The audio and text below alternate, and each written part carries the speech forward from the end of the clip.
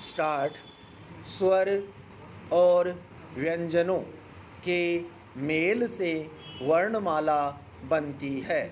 प्राथमिक विद्यालय में ही इस परिभाषा से परिचित हो चुके थे, लेकिन जीवन में इसे आजमाने में भूल क्यों कर बैठे। हम अपने आसपास ऐसा समाज चाहते हैं जो बिल्कुल हमारी तरह हो, उसमें कोई बाहरी तत्व न हो, लेकिन समाज में हर तरह के लोग होने से ही वह पूरा समाज बन सकता है। हम अगर चाहें कि केवल स्वर ही हो या केवल व्यंजन ही, तो क्या 12 कड़ी लिखी जा सकेगी? क्या वाक्य बन पाएंगे?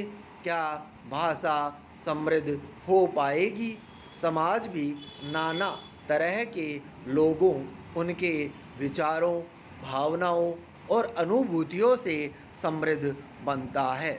समाज केवल विज्ञान के दम पर नहीं चल सकता, केवल अर्थशास्त्र के बूते नहीं, केवल कॉरपोरेट या ग्लैमर की दुनिया के बल पर नहीं।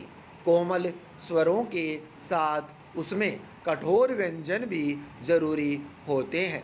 कठोर व्यंजनों को परिपूर्ण स्वर बनाते हैं, जिन्हें हम अकार, उकार, इकार की मात्राएं कहते हैं। एक भी मात्रा कहीं इधर से उधर लग जाए तो अर्थ का अनर्थ तक हो जाता है। सर कहने पर किसी को दी गई कोई उपाधि ध्यान आती है। सिर कहने पर मस्तिष्क, सुर कहने पर संगीत के स्वर।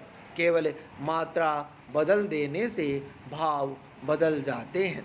वैसे ही लोगों का है।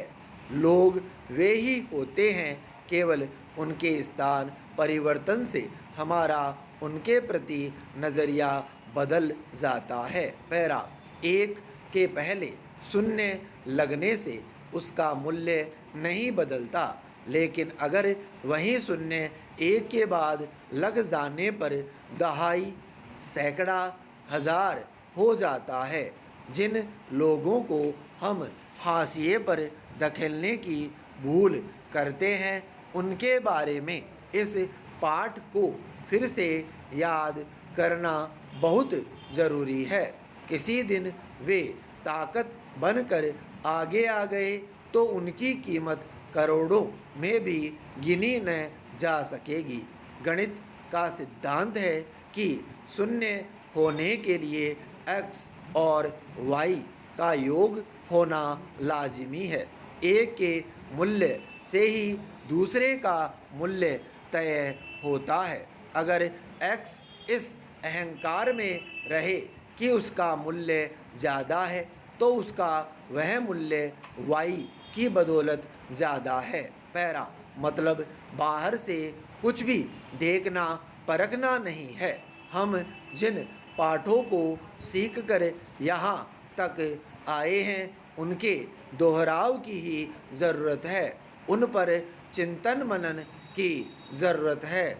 जब हम तन कर खड़े हो रहे हैं, तब हमारे तनने की वजह कोई दूसरा है, यह जानने की ज़रूरत है।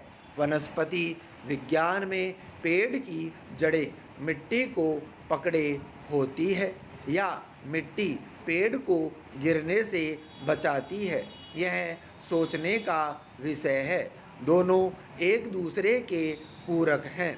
सबको पता है कि पेड़ जितना ऊपर होता है, उसकी जड़ें मिट्टी में उतनी ही गहरी होती है। अगर मिट्टी मना कर दे कि मैं नहीं सहेजूंगी, तो पेड़ क्या होगा? वह एक क्षण में धराशायी हो जाएगा। और अगर पेड़ ही कह दे कि वह मिट्टी को पकड़कर नहीं रखेगा, तो बारिश का पानी मिट्टी को अपने साथ बहा ले जाएगा और वह ज़मीन में अवशोषित भी नहीं होगा।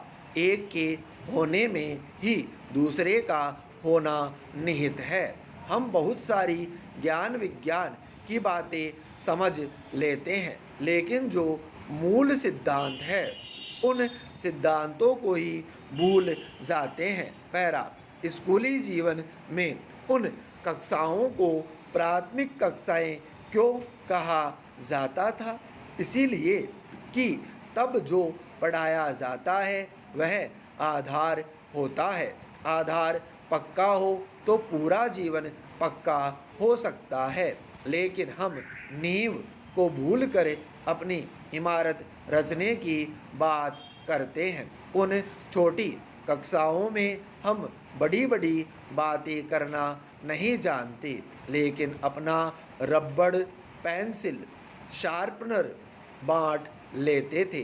फिर बड़े होते हैं और चीज़ें साझा करने का आनंद झुठलाकर सब कुछ अपने तक सीमित रखने का अट्टहास करने लगते हैं।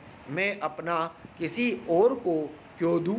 इसी से भेदभाव आने लग जाता है, जबकि बचपन में केवल लंच बॉक्स ही साझा नहीं होता, गलती होने पर सजा भी साझी होती है। बाद में हमें अक्ल आती है कि अपनी गलती भी दूसरों पर थोपी जा सकती है, और ऐसा करते हुए हम कितने झूठे बनने लगते हैं। उसका बोझ हमारे तन पर नहीं, मन पर इतना हावी होने लगता है कि वह धीरे धीरे मानसिक तनाव, हृदयघात जैसी बीमारियों की वजह तक बन जाता है। पैरा, कितनी सारी मुश्किलों से बचने का कितना सरल उपाय है कि हम सरल रहें। किसी बच्चे के सामने अलग अलग रंग की मिट्टी रख दीजिए और उसे मिला दीजिए। फिर उससे पूछिए यह किस रंग का है। वह जवाब नहीं दे पाएगा, आप भी जवाब नहीं दे पाएंगे। हम यही तो कर रहे हैं। हम क्यों वैसा नहीं बन पा रहे कि लाल रंग को लाल कहें, हरे को हरा, नीले को नीला, और ऐसा कहते हुए किसी तरह का संकोच मन में न लाएं।